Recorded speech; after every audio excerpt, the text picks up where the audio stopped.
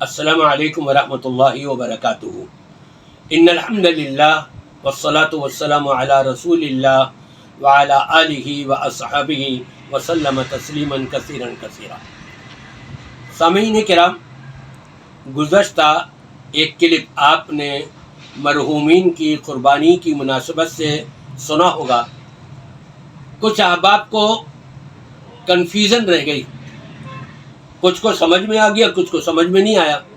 جن کو سمجھ میں نہیں آیا تو کئی لوگوں نے سوالات کیے، اس چیز کے پیش نظر میں آپ سب کی کنفیوژن دور کرنے کے لیے دوبارہ اس کی وضاحت کر رہا ہوں۔ مرحومین کی طرف سے قربانی کرنا، دیکھیں نبی پاک صلی اللہ علیہ وسلم نے جو تعلیمات دی ہیں اس میں کچھ مالی عبادات ہیں، کچھ بدنی عبادات ہیں، کچھ روحانی عبادات ہیں۔ بدنی عبادات میں تو اگر کسی پر حج فرض تھا اور وہ کسی مجبوری کی وجہ سے نہیں کر سکا تو اس کے ورثاء حج بدل کر سکتے ہیں، اگرچہ یہ بدنی عبادت ہے لیکن مالی بھی عبادت ہے یہ۔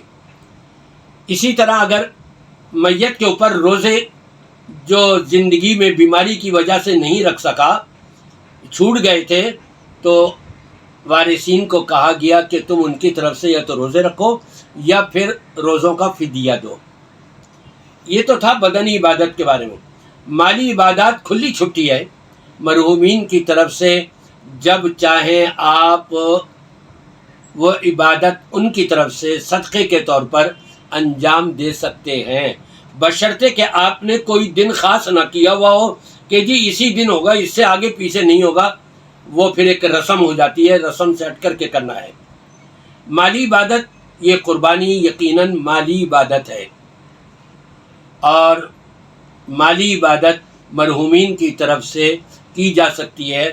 آپ نے کوئی ان کی طرف سے مسجد بنوا دی، سرائے بنوا دی، کنواں کھدوا دیا یا اور پانی کا نلکا لگوا دیا، آپ نے ان کی طرف سے جانور ذبح کر دیا، اللہ کے راستے میں قربانی کر لی، یہ سب مالی عبادات ہیں، اور مالی عبادات مرحومین کی طرف سے ان کے ورثاء وغیرہ کر سکتے ہیں۔ امید ہے اب آپ کو کنفیوژن دور ہو گئی ہوگی اور کسی قسم کا کوئی شک و شبہ باقی نہیں رہا ہوگا۔ میری دعا ہے اللہ تعالی ہم سب کو صحیح معنوں میں قرآن و سنت کے مطابق عمل پیرا ہونے کی توفیق عطا فرمائے۔